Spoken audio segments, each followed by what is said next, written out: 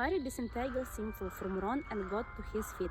They had arrived on what appeared to be a dressed street of Mr. Moore. In front of them was a pair of tired and grumpy-looking wizards, one of whom was holding a large gold watch, the other a teach roll, a parchment, and a quill. Both were dressed muggles. There were innexly the man with the watch wore a tweed side with the challenge gallows, his colleague a kilt and poncho. Morning bustle, sighed Mr. Weasley, picking up the boot heading it to the Kilden wizards, who threw it into a large box of used porkest beside him. Harry called on old newspaper and impy drink can and a penchant football. Hello, there, Arthur, sighed Basil wearily. Not on daddy ich, it's all right, of some. We've been here all night. You'd better get out of the way. We've got a big party coming in from the Black Forest at 5:15. Hand on, I'll find your compass. Weasley. He consulted his parchment list. About a quarter of a mile's walk over there. First filed you come to, sighed Managerst called Mr. Roberts. Diggory second filed ask for Mr. Payne. Thanks, Basil, sighed Mr. Weasley, and he beckoned everyone to follow him. They set off across the desert moor, unable to make out much through the mist. After about 20 minutes, a small stone cottage next to a gate swam into view. Beyond it, Harry could just make out the ghostly shapes of hundreds and hundreds of tents, rising up the gentle slope of a large file towards a dark wood on the horizon. They said goodbye to the Diggories and approached the cottage door. A man was standing in the doorway, looking out the tents. Harry knew at a glance that this was the only real muggle for several acres. When he heard their footsteps, he turned his head to look at them. "Morning," said Mr. Weasley brightly. "Morning," said the muggle. "Would you be Mr. Roberts?" I would," said Mr. Roberts. "And who are you?" "Weasley. Two tents booked a couple of days ago?" "Yeah," said Mr. Roberts, consulting a list next to the door. "You have got a space up by the woods there. Just the one night?" "That's it," said Mr. Weasley. "You will be paying now then?" said Mr. Roberts. "Oh, right, certainly," said Mr. Weasley. He retreated a short distance from the cottage and beckoned Harry toward him. "Help me, Harry," he muttered, pulling a roll of muggle money from his pocket and starting to peel the notice apart. "These ones are a 10? Ah, yes. I see the little number on it now. So this is a 5? At 20, Harry corrected him in an undertone, uncomfortably aware of Mr. Roberts trying to catch every bit. "Oh yes, so it is. I don't know these little bits of paper." "You foreign?" said Mr. Roberts as Mr. Weasley returned with the correct notes. "Foreign?" repeated Mr. Weasley, puzzled. "You're not the first one who's had trouble with money," said Mr. Roberts, scrutinizing Mr. Weasley closely. "I had to try and pay me with great gold coins the size of hubcaps 10 minutes ago." "Did you really?" said Mr. Weasley nervously. Mr. Roberts rummaged around in a tin for some change. "Never been this crowded," he said, stunningly looking out as the Weasley filed again. "Hundreds of pre-bookings. People usually just turn up." "It's right," said Mr. Weasley, his hand held out for his change. But Mr. Roberts didn't give in to him. "Aye," he said sarcastically. "People from all over, loads of foreigners. And not just foreigners. Invaders, you know. This is a bloke walking around in a kilt and a poncho." "Shouldn't he?" said Mr. Weasley anxiously. "It's like some sort of, I don't know, like some sort of rally," said Mr. Roberts. "They all seem to know each other like a big party." At the moment, a wizard in a class force appeared over the iron next to Mr. Roberts' front door.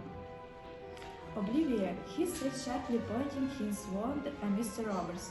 Instantly, Mr. Roberts' eyes slid out of focus, his brows ignited, and a look of dreamy unconcern fell over his face. Harry recognized the symptoms of one who had just had his memory modified. "A map of the campsite for you," Mr. Roberts said placidly to Mr. Weasley. "And you change." "Thank you very much," said Mr. Weasley. The wizard in +4 accompanied them towards the gate to the campsite. He looked exhausted. His chin was blue with stubble, and there were deep purple shadows under his eyes.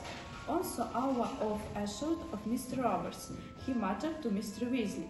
"Been having a lot of trouble with him. Needs a memory charm 10 times a day to keep him happy. And Ludo Bagman's not helping. Trotting around talking about bludgers and quaffles at the top of his voice. Not a worry about anti-muggle security. Blimey, I'll be glad when this is over. See you later, Arthur." He disappeared. "I saw Mr. Bagman was head of magical games and sport," said Ginny, looking surprised. "He should know better than to talk about bludgers near muggles, shouldn't he?"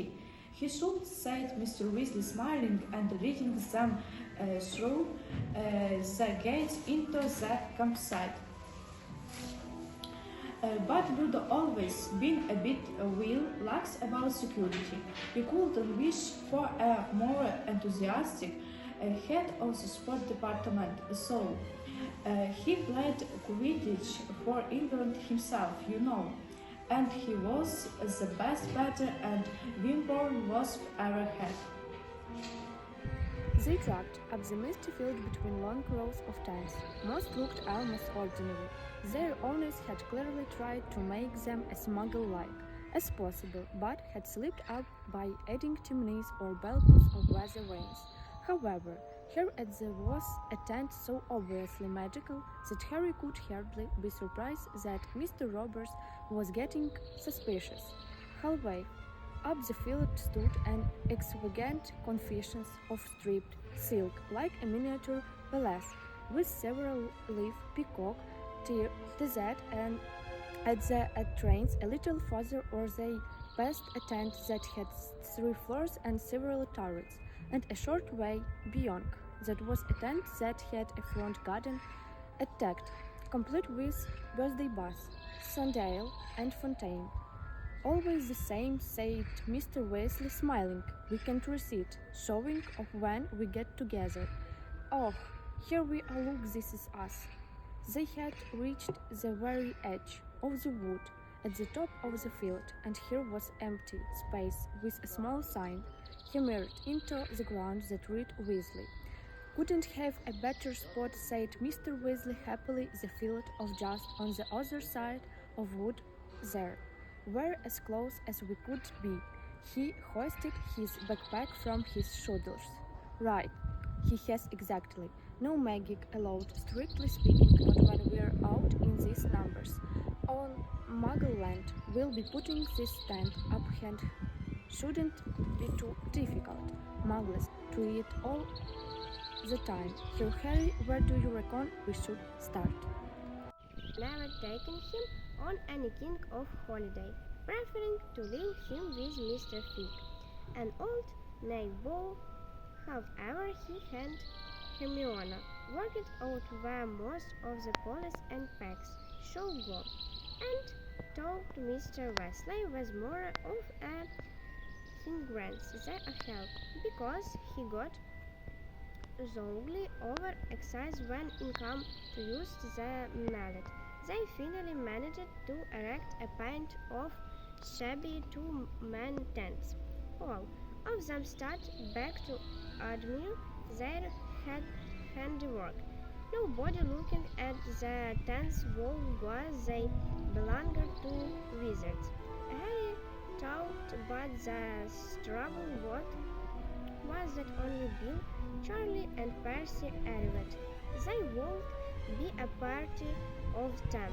Hermione seemed to have spotted this problem, too. She gave Harry a which look as Mr. Wesley, groped to him hands and knees and entered their priest's tent.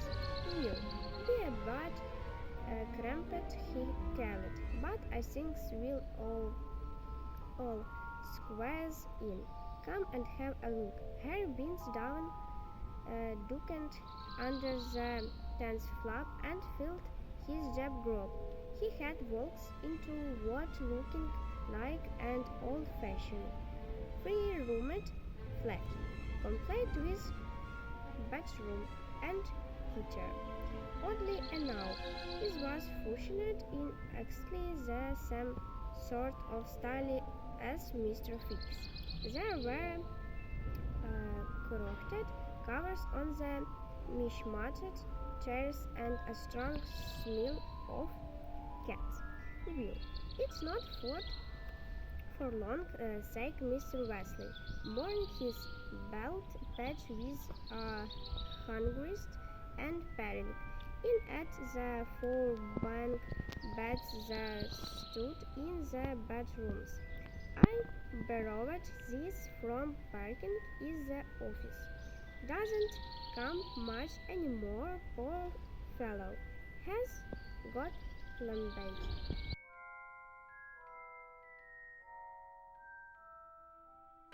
He picked up the dust gate and peered inside it. "Well, night water, there's stock market on this map the Muggle gave us," said Ron, who had followed Harry inside the tent and seemed completely unimpressed by its extraordinary inner proportions. "It's on the other side of the field."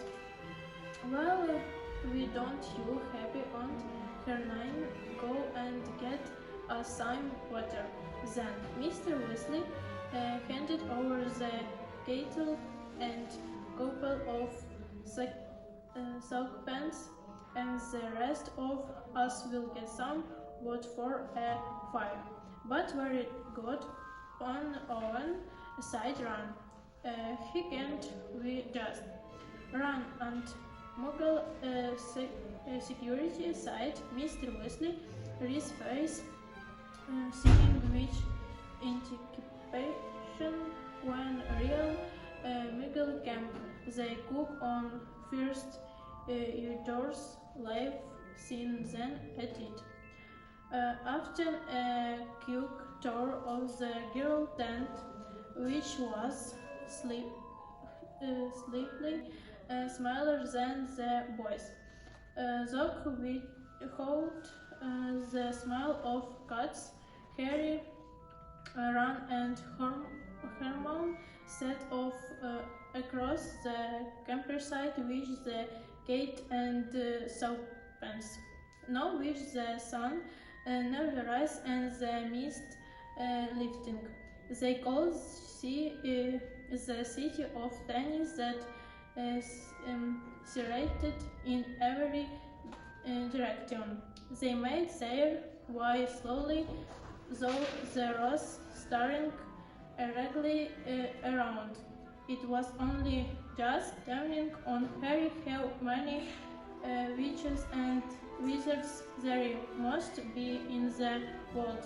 He had never really thought much about those in other countries. Their fellow campers were starting to wake up, pissed to stir were the families which smile children. Harry had never seen witches and wizards this year before a teen boy on older than two was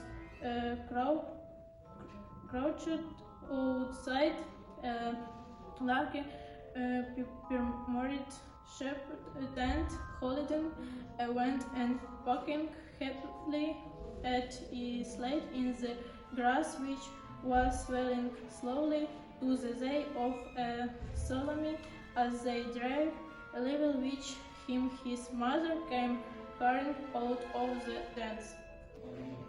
"How many times, Kevin? You don't touch Daddy's warned yet." She had trodden off the giant's log with Brust. Raskolnik carried after them on the still air, mingling with the little boys' yells. Yugoslav! Yugoslav!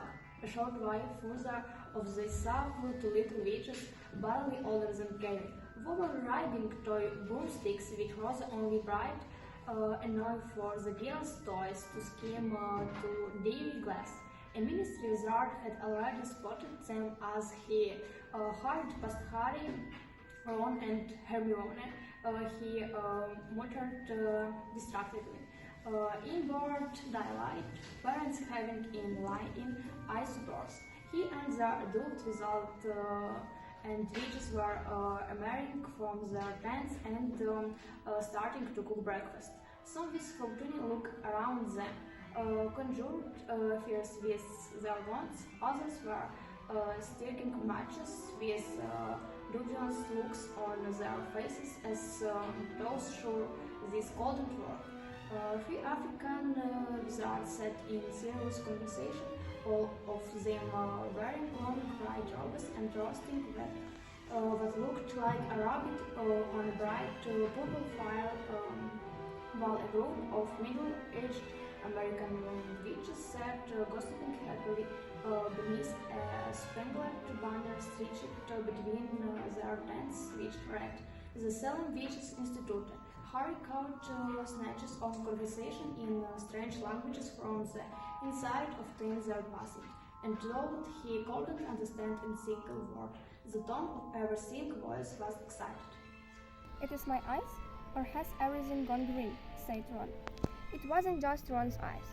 They had walked into a patch of tents that were all covered with a thick growth of shamrocks, so that it looked as though small, oddly sharpened hillocks had sprouted out of the earth.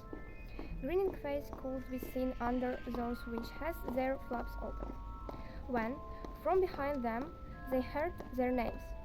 Harry, Ron, Hermione. It was Seamus Finnegan, their fellow Gryffindor fourth year. He was sitting in front of his own shamrocks-covered tent, with a sandy-haired woman who had to be his mother, and his best friends, Dean Thomas, also of Gryffindor. Like the decorations, said Seamus, grinning, when Harry, Ron, and Hermione had gone over to say hello. The ministry is not too happy. Oh, why shouldn't we show our colors? Said Mrs. Finnegan. You should be see what the Bulgarians have got dangling a covered their tents. You'll be supporting Ireland, of course? She added, eyeing Harry, Ron, and Hermione bitterly.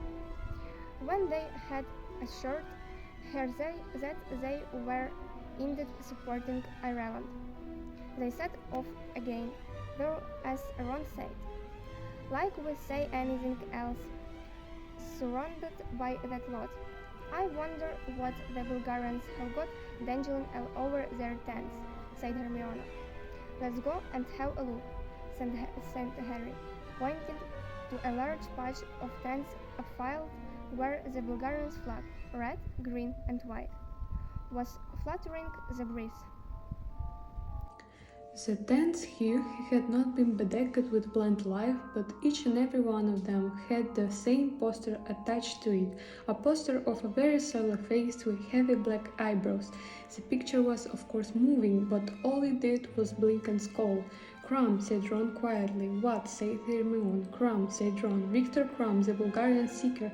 He looks really grumpy, said Hermione, looking around at the many crumbs blinking and scowling at them. Really grumpy? Ron raised his eyes to the heavens. Who cares what he looks like? He's unbelievable. He's really young too, only just 18 or something. He's a genius. You wait until tonight, you'll see. There was already a small queue for the tap in the corner of the field. Harry, Ron, and Hermione joined it, right behind a pair of men who were having a heated argument. One of them was a very old wizard, who was wearing a long, flowery nightgown. The other was clearly a ministry wizard. He was holding out of a pair of pin-striped trousers and almost crying with exasperation. Just put them on, Archie. There's a good chap. You can walk walk around like that. The muggle at the gates already getting suspicious. I bought this in a muggle shop, said the old wizard stubbornly. Muggles wear them. Muggle women wear them, Archie, not the men, they wear these, said the ministry wizard, and he brandished the pinstripe trousers. I am not putting them on, said old Archie in indignation. I like a healthy breeze round my private, thanks. Hermione was overcome with such a strong fit of the giggles at this point that she had to duck out of the queue and only returned when Archie had collected his fodder and moved away. Walking more slowly now because of the weight of the water, they made their way back through the campsite. Here and there they saw more familiar faces, other Hogwarts students with their families.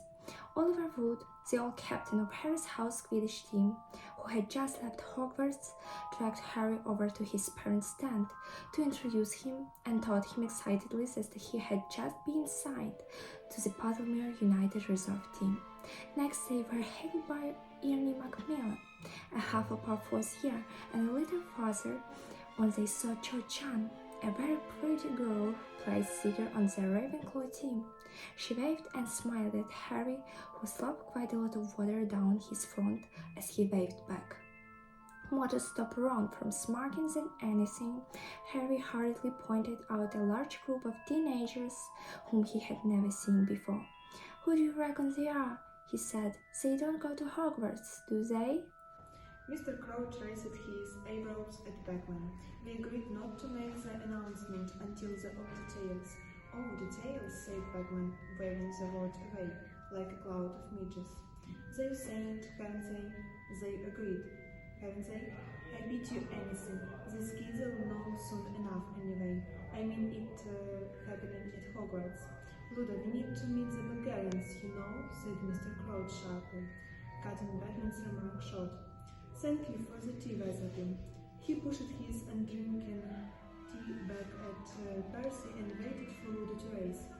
Bagman struggled to his feet, swigging down the last of his tea, the gold in his pocket clinking merrily.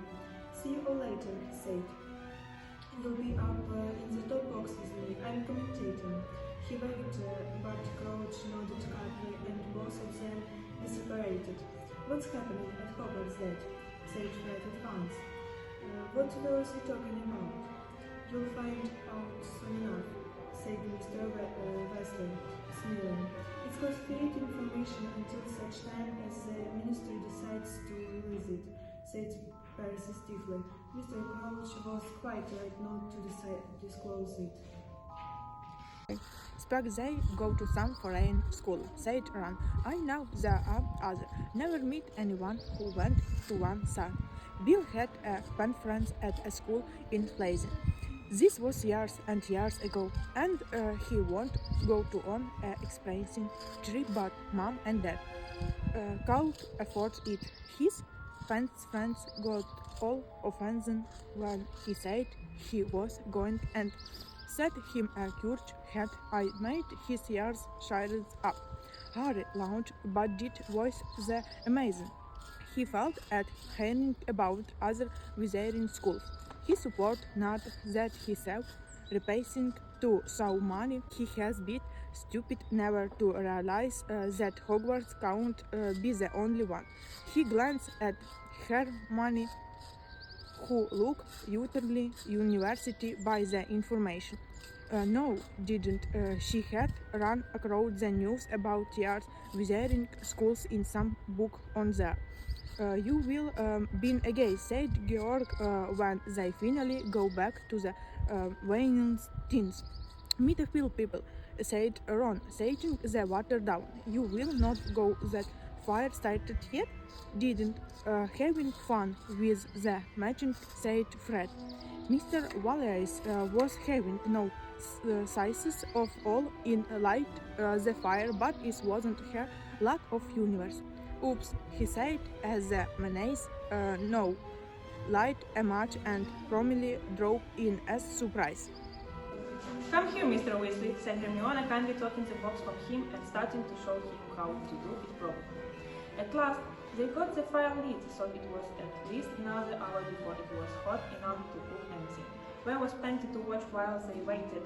However, the tent seemed to be pitched right alongside a kind of surframe to the pitch, and ministry members kept hurrying up and down it, getting Mr. Weasley coordinately, and they paced it. Mr. Weasley kept up a running commentary, mainly for Harry and Hermione's benefit. His own children knew too much about the ministry to be greatly interesting. There was a catched moth giant head of the Goblin Liaison Office. Here comes Goblet Wimple, he's with the Comet of Experimental Charms. He's had choice hound of the while now. Hello, Arnie. Arnold passed his own obligator members of the Academical Magic Rebel Squad, you know. That was Top and Crockett. They were unspeakable. They what? From the Department of Mysteries, Top had no idea that they get up to. At last, the fire was ready and they had just started cooking eggs and sausages when Bill, Charlie and Percy came strolling out of the woods towards them. Just apart that, it Percy loudly, "Ah, excellent lunch."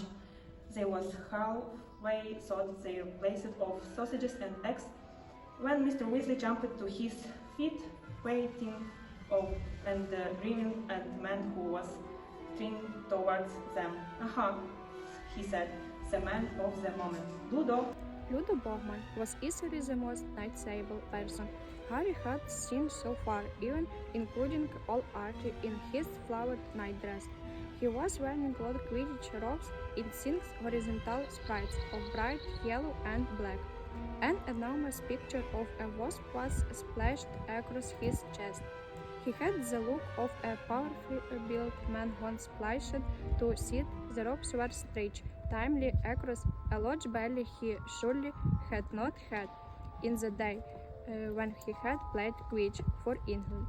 His nose was squashed, probably across by a sway blotch Harry thought, but his round blue eyes, short blonde hair, and rich complexion made he look like a very all-round schoolboy. "Oh, that Batman," called Henry. He was walking as though he had spring attached to the balls of his feet and was plainly in a state of void excitement. "Arthur, old man," he puffed as she reached the compost. "What a day, What a day! Could we have asked for more perfect weather? A cold dress, night calling, and he called in the exclamation, not much for me to do." Behind him, a group of general-looking ministry visitors rushed past, pointing in the distance. Every dance of that sort of a magical fast zest was sinking white man, sparks 20 feet into the air. Percy hurried forward with his hand outstretched. Apparently his disapproval of the way Ludo Bagman ran his department did not prevent him waiting to make a good impression. "Oh yes," said Mr. Weasley, grinning. "This is my son, Percy. He's just started at the ministry, and this is Fred. No, Georgie. Sorry, that's Fred. Bill, Charlie, Ron, my daughter, Ginny and Ron's friends, Hermione Granger and Harry Potter." Bagman did the smallest of double take when he heard Harry's name, and his eyes performed the familiar flick upwards to the scare of Harry's forehead. "Everyone," Mr. Weasley continued, "this is Ludo Bagman. You know who is this? It's thanks to him we all got such good tickets." Bagman beamed and waved his hands as if to say it had been nothing. "Fancy a flutter on the match, Arthur," he said eagerly, jingling what seemed to be a large amount of gold in the pocket of these yellow and black robes.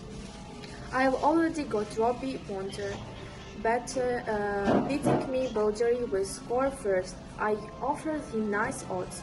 Considerably islands from 3 are the stranger I'll see in year, and little Agatha Timms has put up half shares in her ill. on a week-long match. "Oh, go on, then," said Mr. Weasley. "Let's see, a gallon on island to win?"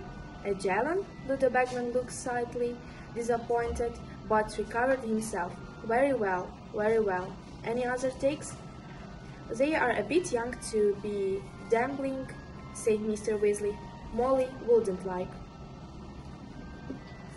"There'll be 37 gallons, 15 sticks, 3 nuts," said Fred as he and George quickly pulled all their money. "That Ireland wins, but Victor Crumb gets the snitch. Oh, and we'll throw in a fake wand. You don't want to go showing Mr. Bagman rubbish like that." Percy hissed, but Bagman didn't see to think the wand was rubbish at all. On the contrary, his boyish face shone with excitement as he took it from Fred, and when the wand gave a loud squeak and turned it. "Excellent! I haven't seen one that convincing in years. I'd buy 5 gallons for that." Percy froze in an attitude of stone disapproval. "Boys," said Mr. Weasley under his breath, "I don't want you betting. That's all you saving your mask." "Don't be a spoil sport, Arthur," boomed Ludo Bagman, rattling his pocket excitedly. "They are old enough to know what they want.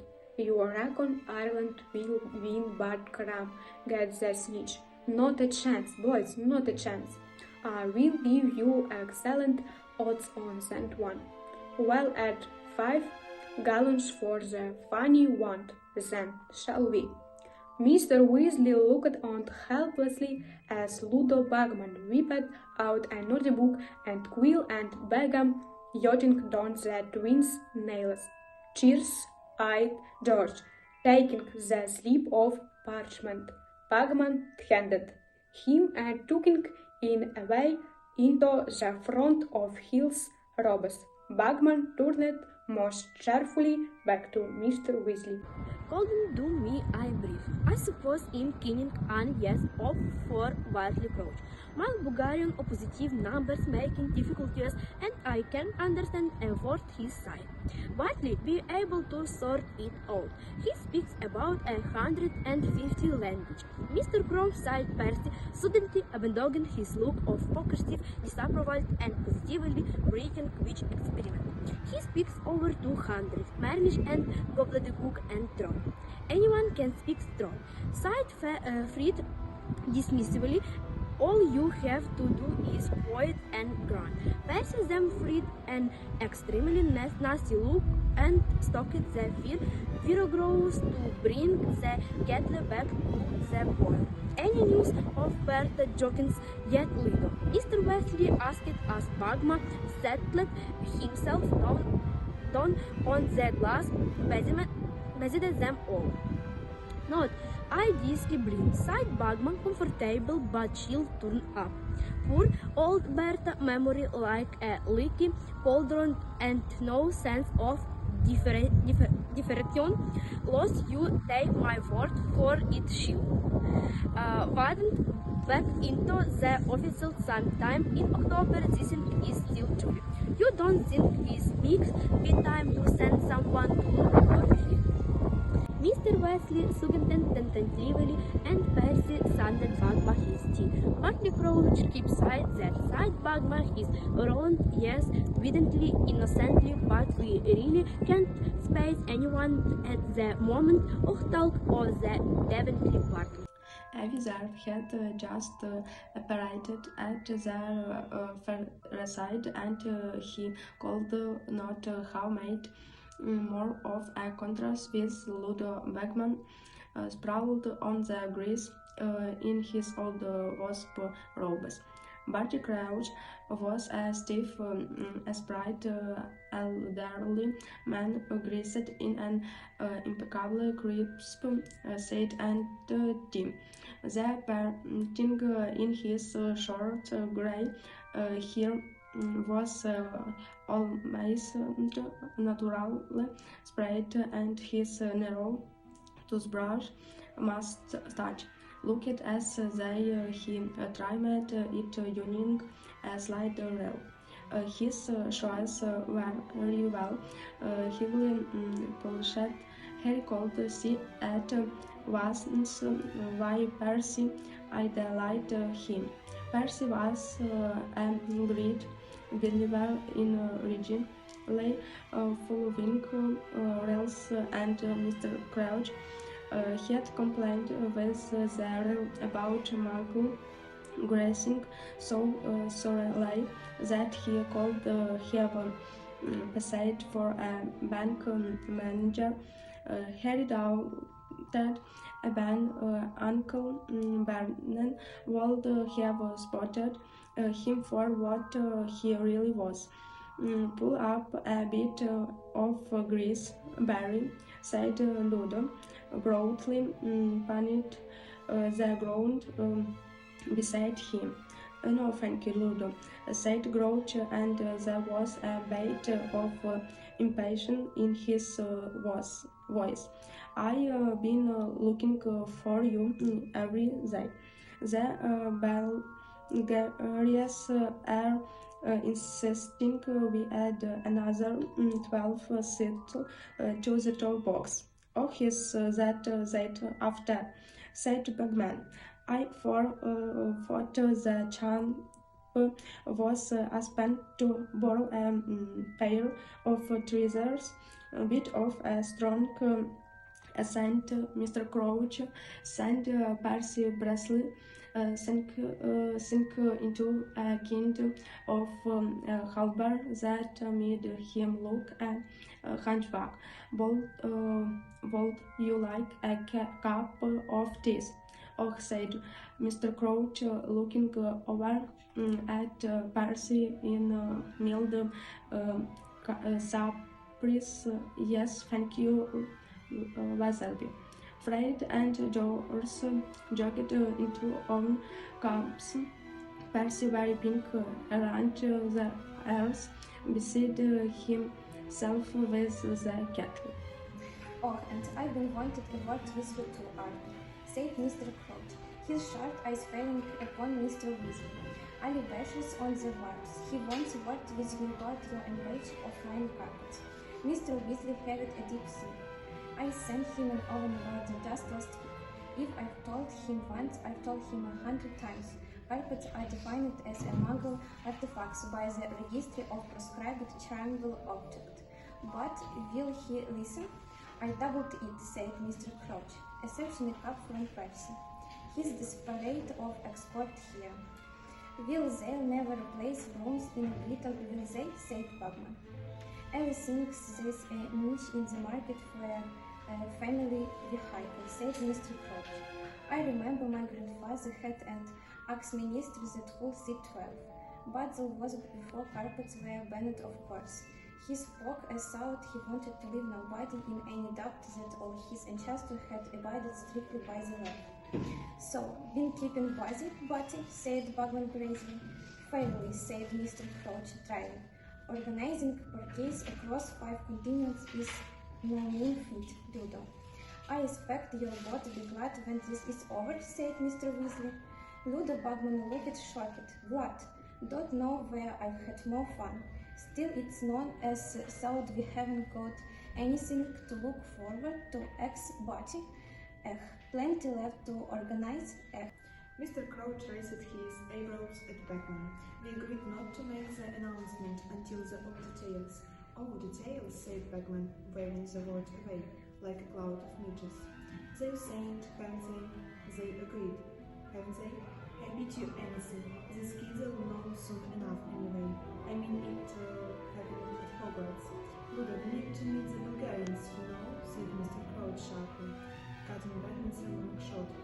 Thank you for the tea, Weatherby. He pushed his undrinking tea bag at Percy and waited for Ludo to raise.